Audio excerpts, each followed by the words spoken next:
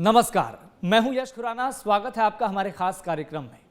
आज हम आपको एक ऐसी शख्सियत से मिलवाने जा रहे हैं जिनकी तारीफ नरेंद्र मोदी भी कर चुके हैं, जिन्होंने समाज सेवा के क्षेत्र में भी अहम भूमिका निभाई। तो उन्होंने नक्सलवाद, माओवाद और आतंकवाद से निपटने में भी एक बेहतर रणनीति अपनाई और एक अपने आप को एस्टेब्लिश करने का काम की। बिना किसी देरी के आपको मिलवाते हैं। हमारे साथ मौजूद हैं स्टूडियो में CRPF central Lucknow DIG Sunil Kumar ji. Sir, आपका बहुत बहुत स्वागत है हमारे खास कार्यक्रम में। सर, क्योंकि परिचय के आप मोहताज नहीं हैं किसी, आपने अलग अलग क्षेत्रों में अहम भूमिका निभाई है, चाहे वो प्रशासनिक स्तर की सेवाएं हों, समाज सेवा का काम हो। अब तक का सफ़र कैसा रहा आपका? धन्यवाद खुराना जी। मैं सबसे पहले आपको अपने सफ़र के बारे में बतलाना चाहूँगा। मैंने विश्व की सबसे खूबसूरत पैरामिलिट्री फोर्स सीआरपीएफ, जो कि विश्व की सबसे पुरानी एवं सबसे बड़ी पैरामिलिट्री फोर्स है, को मैंने दिसंबर 1994 में ज्वाइन किया। ट्रेनिंग समाप्ति के उपरांत मैंने 1996 में कश्मीर आतंकवाद के क्षेत्र में मैंने सबसे पहले ज्वाइन की। वहाँ लगभग 3-3.25 साल की बेदाग सर्विस दी। वहाँ पर हम लोगों ने लगातार अभियान चलाकर देश की सुरक्षा एवं वहाँ की अमन शांति लाने में अपनी अहम भूमिका अदा की। उसके बाद प्रमोशन के उपरांत डिप्टी कमांडेंट के पद पर मेरी posting rapid action force 100 battalion Ahmedabad में हुई, जहाँ आपने सुना होगा कि भयानक भूकंप हुआ था जनवरी 2001 में। बिल्कुल। और पोस्ट गोधरा कांड हुआ था, जिस समय भी हमने वहाँ पे अपनी सेवाएं दी थी। मैं आपको बताना चाहूँगा कि जब वहाँ भूकंप हुआ था तो अहमदाबाद में एक संगमरमर कॉम्प्लेक्स है जो कि सैटेलाइट एरिया में है। उस वक्त मैं बताना चाहूँगा सबसे पहले कि हम लोग क्वार्टर गार्ड पे ध्वजारोहण कर रहे थे। 26 जनवरी का दिन था। तो काफ़ी तेज़ भूकंप, विनाशकारी भूकंप का अंदाज़ा हम लोग तब लगाया जब हमारे कमांडेंट साहब ने सिर पकड़ कर बैठ गए, हमारे अन्य अधिकारी बैठ गए, हमें भी चक्कर आने लगा। तो हमने बात किया है, तो मैंने क्वार्टर गार्ड पे एक हौज बना था जिसमें हम लोगों ने कमल का फूल लगा रखा था।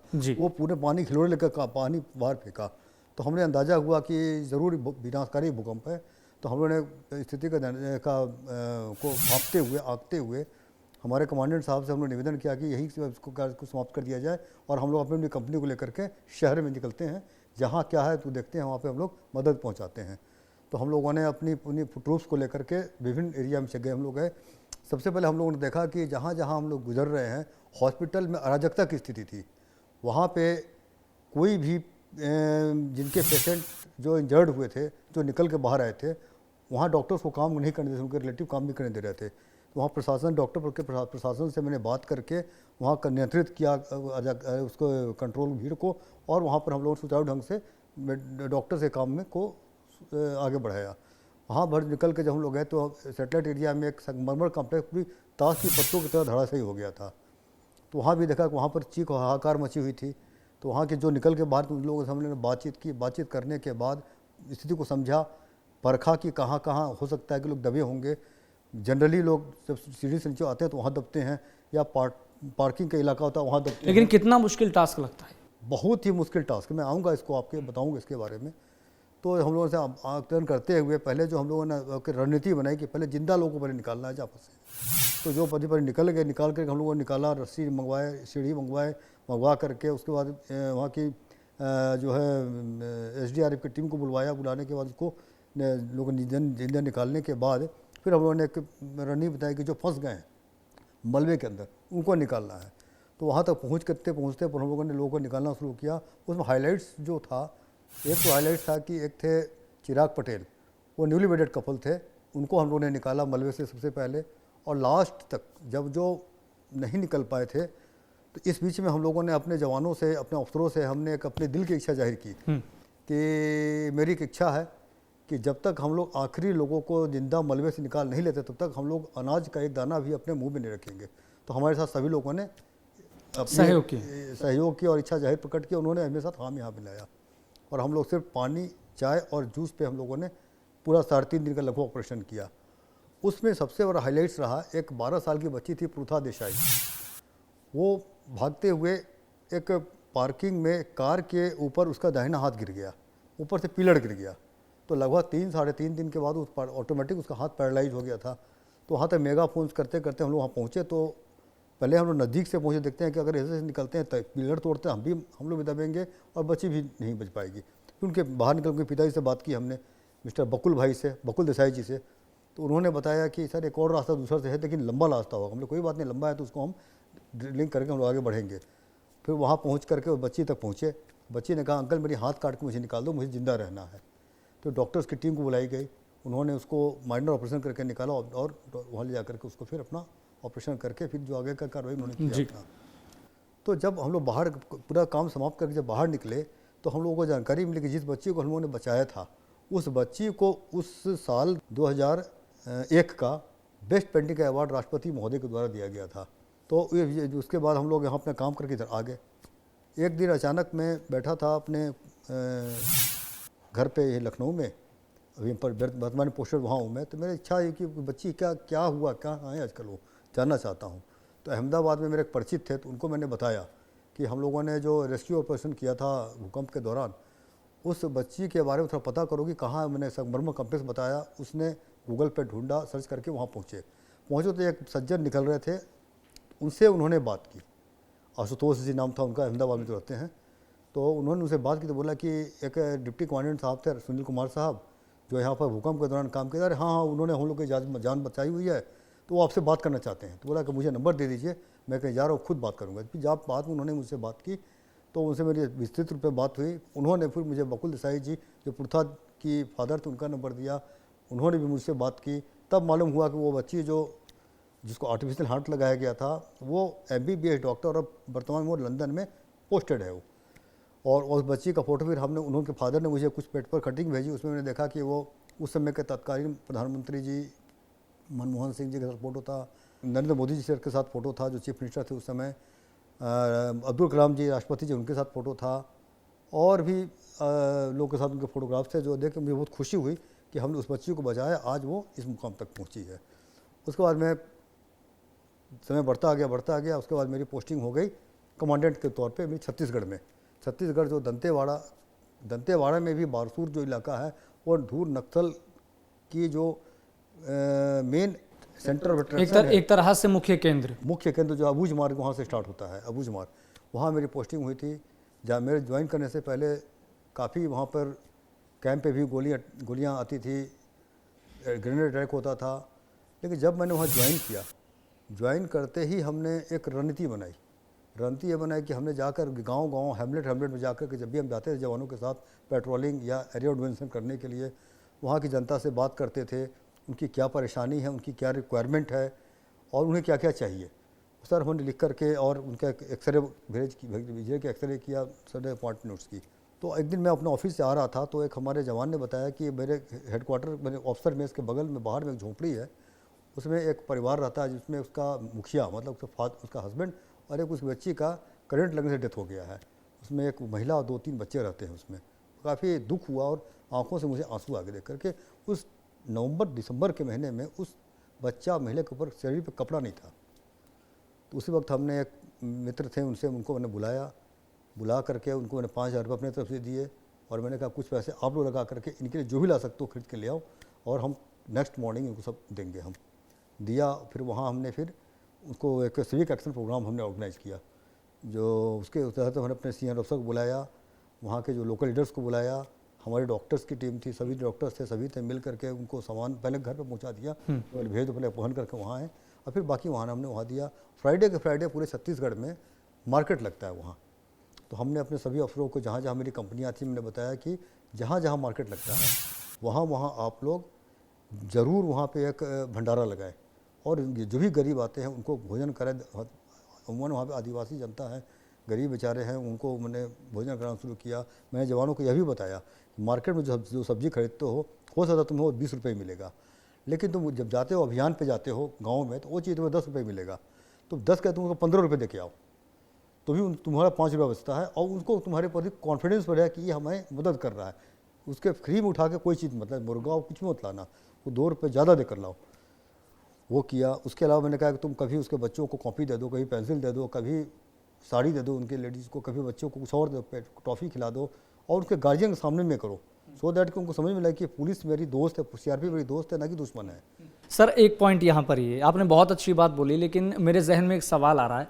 सुरक्षा कर्मियों की बात हो, सीआरपीएफ की बात हो, बीएसएफ की बात हो या फिर पुलिस कर्मियों की बात हो, लोगों के मन में एक ये सवाल रहता है कि भाई बहुत कट्टर होते हैं, बहुत कड़े होते हैं, विनम्रता नहीं होती मैं है, आपको बताना ह्यूमैनिटी के मामले में मैं शून्य समझ होते गया कि आप हैं पूछना चाह ऐसे। रहे हैं। मैं बताता हूँ, सीआरपीएफ सिर्फ लाठी चलाना नहीं जानती है। जी सीआरपीएफ लाठी के साथ साथ मरहम लगाना भी जानती है। जी और हमारे सिविक एक्शन के तहत ये हमारी ड्यूटी बनती है, और ड्यूटी ही है, और हम इस पर बखूबी हम लोग काम करते हैं। पूरा सीआरपीएफ इस पर काम करता है। तो हम लोगों ने जो काम किया तो इससे काफ़ी हमें सफलता मिली। सफलता मिलने के साथ साथ आज जितने भी गांव वाले थे जो पहले पुलिस फोर्स को देख के बाहर दूर जाते थे, they are coming closer to the force and police. लेकिन आपको लग रहा है कि परसेप्शन बदल रही है? बदल रहे, मैं आ रहा हूँ, मैं उस पर आ रहा हूँ, मैं I am coming to that. एक बार मैं एक गाड़ी का ऑक्शन कर रहा था, मुझे ज्वाइन किए 1 महीने हुए थे, सीआरपीएफ ज्वाइन किए, वहाँ पर कमांडेंट ज्वाइन किए हुए हमारे अमरजोत सिंह गिल सर डीजी थे। उनका पीएस ने मुझे फ़ोन किया कि डीजी सर आपसे बात करना चाहते हैं। और मेरे तो पसीने छूट गए कि भाई क्या मुझसे गलती हो गई कि डीजी सर बात करना चाह रहे हैं। तो मैंने बात की, मैं सुनील तुम कब ज्वाइन किया? मतलब हार्डली 1 मंथ बैक सर। तो बहुत कैसा चल रहा है? मतलब बहुत अच्छा चल रहा है सर। देन ही टोल्ड कि वेल डन। हमने फॉर भाई सर, तो आईबी की रिपोर्ट आ रही, तुम्हारे जाने के बाद जो ग्रामीण पुलिस फोर्स को देख कर दूर भागते हैं, they are coming closer to the police and force. तुमने क्या किया? ये तो बड़ी बात होगी। तुमने क्या किया? जी तो मैंने जो आपको बताया पहले कि लेडीज़ के लिए किया, कपड़े देने शुरू किए, हमने ग्रामीणों के लिए खाने की व्यवस्था की, हमने एक गाड़ी को, सीआरपीएफ की गाड़ी को सिविल लुक दिया। सिविल लुक देने के बाद हमने जो हमारा जो अबूझमार का इलाका है, सातधार का इलाका है, इंद्रावती नदी किनारे, वहाँ से मार्केट डे के दिन हमने दिन भर में 4-5 बार गाड़ी चलाना शुरू की। वो उन गाड़ी में बैठ करके जाए, वहाँ मार्केट करके आए, घर में जाए, आने के बाद अपने कैंप के बाद उनको खाना खिलाना, अपने एमआई रूम में कि उनको ट्रीटमेंट दिलाना, चेकअप कराना, मेडिसिन देना, सब कुछ हमने शुरू किया। तो इससे सीआरपी पर उनका कॉन्फिडेंस बढ़ता चला गया। और सिचुएशन ये हुआ कि मैं लगभग 3 साल वहाँ रहा, और ईश्वर की बहुत बड़ी कृपा है, हमारे गुरुजनों की, हमारे पूर्वजों की बहुत बड़ी कृपा हमारे पर रही कि पूरे इन 3.25 साल में हमारे किसी भी ऑफिसर या जवान के साथ कोई खरोच तक नहीं आई। किलिंग और इंजरी तो दूर की बात है। तो ये हुआ, हमारे इस काम से खुश होकर के उस समय के डीजी सर थे श्री के विजय कुमार साहब, आपने सुना होगा नाम, काफ़ी डायनामिक ऑफिसर थे। उन्होंने मेरी पोस्टिंग वैष्णो देवी में की, जून 2012 मैंने वहाँ ज्वाइन किया। 4 साल मुझे सेवा का मौका मिला। वहाँ भी हमने सीआरपी का झंडा को हाई करने में अपना कोई कसर नहीं छोड़ी। जैसा कि आपसे मैं पहले बात कर रहा था कि जब मैंने वहाँ ज्वाइन किया तो पहले 3 महीने में करीब 70 से 75 के बीच कार्डियक अरेस्ट से डेथ हो चुकी थी वहाँ जी यात्रियों की। तो हमने अपने डॉक्टर से बात की कि भाई कैसे कंट्रोल किया जा सकता है। तो उन्होंने वो यह कहा कि सर आप सॉर्बिट्रेट और इकोस्पिरिन टैबलेट खरीद दें तो मैं हर एक जवानों को मैं ब्रीफ करके ये पॉकेट्स बना के दे दूँगा, और कोई भी यात्री अगर रास्ते में अगर अनकॉन्शियस होता है तो उनसे पूछेगा कि कोई बीपी हाई है तो बताएं, हाई है तो उनको दवा देने से जो कैजुअलिटी इमीडिएट नहीं होगी, इवैक्यूएट करके हॉस्पिटल ला के उनकी जान बचाई जा सकती है। तो एज ए रिजल्ट हमने वही काम किया और काफ़ी मिनिमाइज हुआ वो केसेस, ना के बराबर हो गए डेथ के केसेस। तो ये ईश्वर की बहुत बड़ी कृपा है। और उसके साथ ही माता वैष्णो देवी की कृपा कहिए कि हमारे जैसा छोटा सा प्राणी, माँ के नाम के 4 जागरण लगातार 4 साल हुआ, और आपके चैनल पे निःशुल्क लाइव टेलीकास्ट 132 कंट्री में हुआ, जिससे हमारे सीआरपीएफ के शाख में और 4 चांद लगा और काफ़ी अच्छा हुआ। सर आपके नाम कई उपलब्धियां रही हैं, और कॉफ़ी टेबल बुक का जिक्र यहाँ पर हम करते हैं, उसमें भी तस्वीर प्रकाशित की गई है, नाम भी है। मैं बताता हूँ, अभी 9 सितंबर को एक द न्यूज़ मैगजीन है, आपने नाम सुना होगा, The Week magazine. The Week magazine ने पिलर्स ऑफ इंडिया नाम से एक कॉफ़ी टेबल बनाया था। उसमें उन्होंने एक कमेटी गठित की थी, उसमें से इंडिया से उन्होंने जो प्रोमिनेंट जिन्होंने इंटरनल सिक्योरिटी पे अच्छा काम किया या वीकर सेक्शन ऑफ सोसाइटी के अपलिफ्टमेंट के जो काम किया, उनका नाम उन्होंने उसमें निकाला फ़ोटो के साथ। और उसके लिए डॉक्टर जितेंद्र सिंह जी जो इंडिपेंडेंट चार्ज पीएमओ में केंद्रीय मंत्री भी मिनिस्टर हैं, उनको एक चीफ गेस्ट इन्वाइट किया गया। उनके द्वारा अभी उन्होंने इंडिया हैबिटेट सेंटर में, उन्होंने अभी 9 तारीख को फंक्शन था, उसमें हम लोग भी गए थे। हम लोगों को भी उन्होंने सम्मानित किया। तो ये हमारे लिए बड़े, हमारे साथ साथ हमारे सीआरपीएफ के लिए बड़े गौरव की बात है कि हम लोग के काम को रिकॉग्नाइज किया जा रहा है। और इसके लिए मैं बताना चाहूँगा, जो हम आज जो इस पोजीशन पर बैठे हैं, इसमें हमारे परिवार, स्पेशली मेरे माता पिता, भाई बहन, मेरी पत्नी, मेरे बच्चे, मेरे पूर्वज, मेरे गुरुजन जिन्होंने मुझे पढ़ाया है, जो मेरे गुरु हैं, हमारे आध्यात्मिक गुरु हैं, इन सब बहुत बड़ा योगदान इसमें है, जिस कारण हम लोग आज इस जगह पहुँचे हैं। लेकिन आप अलग अलग रीजन में आप काम कर चुके हैं, सेवाएं दे चुके हैं, तो सबसे मुश्किल टास्क कहाँ पर रहा? क्योंकि छत्तीसगढ़ को लेकर बात ये कही जाती है कि नक्सलवाद का एरिया है, माओवाद का एरिया है, निपटना इतना आसान नहीं होता। वहाँ पर भी आपकी कई अचीवमेंट रही है, कई उपलब्धियाँ रही हैं। जम्मू कश्मीर की बात हो, यूपी की बात हो, चीज़ों को कंट्रोल करने की बात हो, एक लंबी फहरिस्त है। हाँ, मैं आपको बताना चाहूँगा, फौजी का हर एक दिन, हर बिता हुआ पल एक इतिहास होता है। क्यों होता है कि आज हम अभी बैठे हैं यहाँ, इसके बाद कल क्या होगा ना आपने देखा है ना हमने देखा है। इसलिए हम इस आपके चैनल से हर एक फौजी को, या ऑफिसर्स हों या हमारे एसओज हों या जवान हों, मैं कहना चाहूँगा जो भी आपका पल है उसको एंजॉय कीजिए, सरकार के कंधे से कंधा मिलाकर चलिए, देश की जनता की सुरक्षा के लिए तत्पर रहें, चाहे इसके लिए हमें जान की बाजी क्यों देनी पड़े। अब रही बात चैलेंज की, चैलेंज हर जगह पे होता है। जैसे हम उत्तर प्रदेश में, वहाँ कुछ अलग चैलेंज है, मैं छत्तीसगढ़ में था, कुछ अलग चैलेंज था, मैं वैष्णो देवी में था, कुछ अलग चैलेंज था, तो मैं मणिपुर में था, कुछ अलग चैलेंज था। इस तरह मैं चैलेंज के बारे में, अब नक्सल क्षेत्र में जो है, नक्सल क्षेत्र में एक कोई भी मूवमेंट या एडमिनिस्ट्रेटिव मूवमेंट हो या कमांडेंट का जाना हो, वो अपने आप में एक सबसे बड़ा टास्क है कि कैसे हम निकलेंगे तो हम सुरक्षित आएंगे कि नहीं। तो मैं कैंप छोड़ने से पहले ईश्वर से प्रार्थना करता था, मैं जैसे निकल रहा हूँ उस तरह मुझे आप सुरक्षित मेरे कैंप में लाना। तो ईश्वर की रहमो करम, ईश्वर की मर्जी के बिना हम एक कदम नहीं चल सकते, एक कदम नहीं चल सकते। और उन्हीं की कृपा से हम लोग सुरक्षित हैं। आपने देखा होगा, ट्रेन एक्सीडेंट में लोग की जान चली जाती है, प्लेन क्रैश में चली जाती है, रोड पर चलती हुई चली जाती है, फायर क्रॉसिंग में किसी की उड़ चली जाती है। तो जिसकी मौत जब, जिस दिन, जिस जगह पे, जिस समय लिखी है, वहाँ होना निश्चित है। इसलिए आदमी को कभी डरना नहीं चाहिए। अपने देश की सेवा के लिए, देश की सेवा के लिए तन मन से समर्पित होकर कार्य करना चाहिए। एक और सवाल मैं आपसे पूछूंगा, पीएम नरेंद्र मोदी के विकसित भारत में इन सर्विसेज की, या फिर कहें कि सीआरपीएफ की, बीएसएफ की, सुरक्षा कर्मियों की, पुलिस कर्मियों की कितनी बड़ी भूमिका आप मानते हैं अखंडता के लिए, एकता के लिए, अमन चैन शांति के बारे में बोलना चाहूँगा। सभी फोर्स अच्छा काम कर रही है, नो डाउट। मैं अपने बारे में बताना चाहूँगा सीआरपीएफ के बारे में। सीआरपीएफ 1939 में 27 जनवरी 1939 को खड़ी हुई थी, तब मात्र एक बटालियन थी।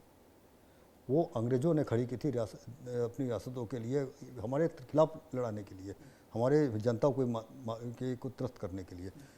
लेकिन जब आज़ादी के बाद से आज तक 248 बटालियंस हो गई है हमारे। तो मैं इसमें कहना चाहूँगा कि आज की तारीख में सीआरपीएफ किसी भी राज्य सरकार की या किसी भी केंद्र सरकार की, कोई भी सरकार हो, उनकी पहली पसंद होती है। बिकॉज मेरे ऑफिसर्स एवं जवान devotion, dedication, determination, will power with discipline के साथ काम करते हैं। चाहे इसके लिए अपने परिवार को कितनी भी त्याग देनी पड़े, हम लोग त्याग देते हैं। मैं अपने बारे में बताना चाहूँगा कि मैंने अपने बच्चों को, अभी 30 साल मेरा 1 दिसंबर में होने जा रहा है सर्विस को, 1 मिनट बैठ के मैंने न पढ़ाया न पूछा बेटा तुमने क्या पढ़ा। हमारे बच्चों को पढ़ाने वाले ईश्वर हैं और हम अपने देश के लिए समर्पित है, वही हमें मदद करता है, हमारे बच्चों को आगे बढ़ाता है, परिवार को। अच्छा, क्योंकि आपने अलग अलग रीजन में काम किया है, मैं ख़ास तौर पे बात करूँगा जम्मू कश्मीर की, जहाँ पर जिक्र पहले लगातार टेररिज्म का होता था, 370 और 35A का जिक्र होता था, आज वो हट गई है। तो आबो हवा में किस तरह के चेंजेस आप देख पा रहे हैं? आबो हवा में हमसे ज़्यादा तो आप खुद जानते हैं, क्योंकि आप एंकर भी हैं और न्यूज़ को रोज़ देखते हैं। मैं इतना ही बताना चाहूँगा कि वहाँ की जनता आज की तारीख में खुले हवा में सांस ले रही है। वहाँ की जनता खुद बोलती है कि हम लोग पहले चाहते थे यही चीज़ जो नहीं हो पा रहा था, जो अब हो रहा है, तो उसके लिए काफ़ी खुश हैं वो।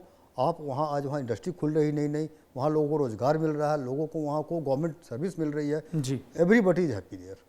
टूरिज्म को देखिए, टूरिज्म अपने पराकाष्ठा पे पहुँच गई, ऊपर काफ़ी बढ़ रहा है। कभी मैं न्यूज़ में कहीं सुन रहा था कि 1 साल में 3 करोड़ से ज़्यादा टूरिस्ट वहाँ आए हैं, तो बहुत बड़ी उपलब्धि है। आप युवाओं के लिए, देशवासियों के लिए क्या संदेश देना चाहेंगे? सबसे पहले मैं आपके चैनल से देश की पूरी जनता को स्वतंत्रता दिवस की हार्दिक शुभकामनाएं एवं बधाई देता हूं और ईश्वर से प्रार्थना करता हूं कि आने वाला हर एक पल हम पूरे देशवासियों के लिए सुख, शांति एवं समृद्धि से भरा हो। और जहां तक आपने संदेश की बात कही है, मैं ये संदेश यही देना चाहूँगा कि युवाओं को खास करके कि आप किसी भी व्यक्ति के द्वारा जो आपको रास्ते से पथभ्रमित करता है उसके बहकावे में ना आए।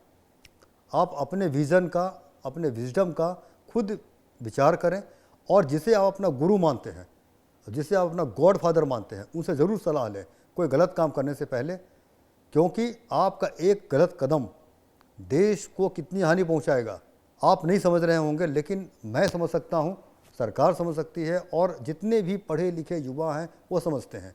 इसलिए बिल्कुल आप किसी के बहकावे में ना आए, अपने सोचें, समझें और आपका जो सिक्स सेंस जो सही कहता है करने के लिए वो करें, क्योंकि हर व्यक्ति के अंदर दो तरह की आत्मा काम करती है, एक 90%, एक 10%। 90% कहता है नहीं करो, 10% कहता है करो। 90% कहता है कि गलत काम नहीं करो, 10% कहता है गलत काम करो।